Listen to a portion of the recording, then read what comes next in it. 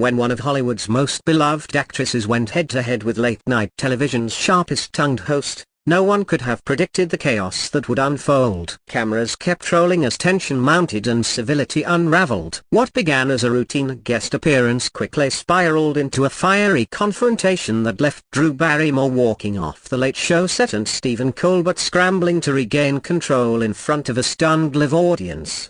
It started innocently enough. The studio buzzed with its usual pre-show energy as Drew took her seat, flashing her signature smile. She was there to promote her new production company and discuss her latest role as a director. Colbert, typically relaxed, appeared focused to almost intense. As he welcomed her back to the show, Drew responded warmly, unaware of the verbal ambush ahead. Colbert kicked things off with what seemed like a compliment, praising her support for independent filmmakers and her commitment to uplifting underrepresented voices. But the tone shifted abruptly. With a smirk, he questioned the integrity of her stance, pointing out her production company's recent exclusive deal with a major streaming giant, suggesting it contradicted her advocacy for independent creators.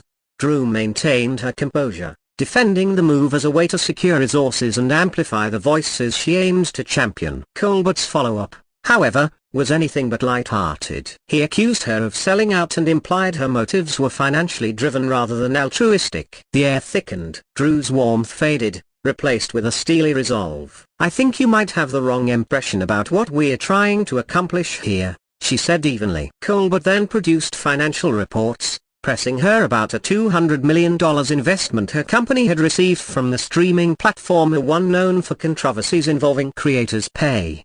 He demanded to know how she could justify aligning with such a company. Drew attempted to clarify the terms and emphasize creative control, but Colbert pressed harder, even asking how much she personally stood to gain.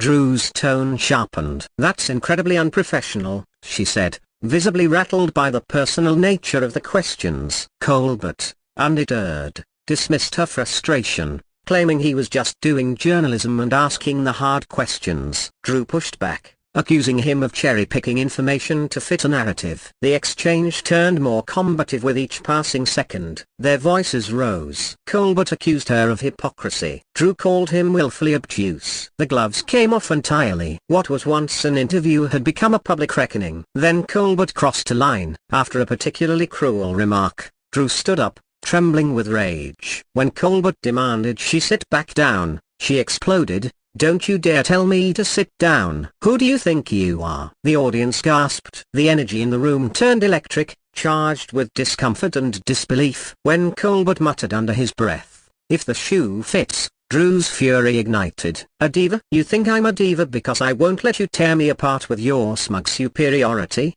she asked, her voice steady but laced with venom.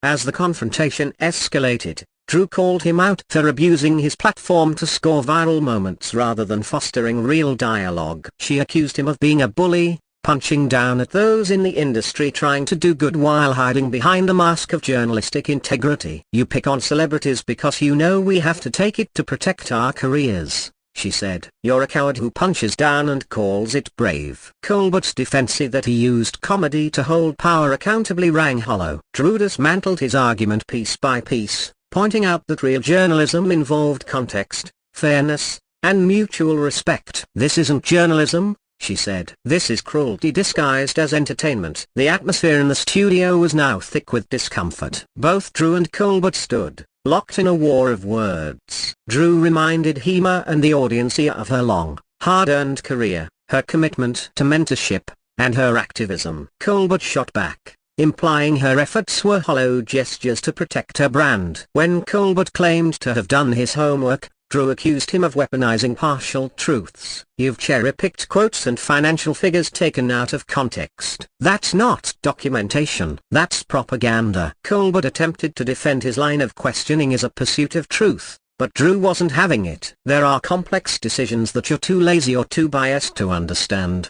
she said.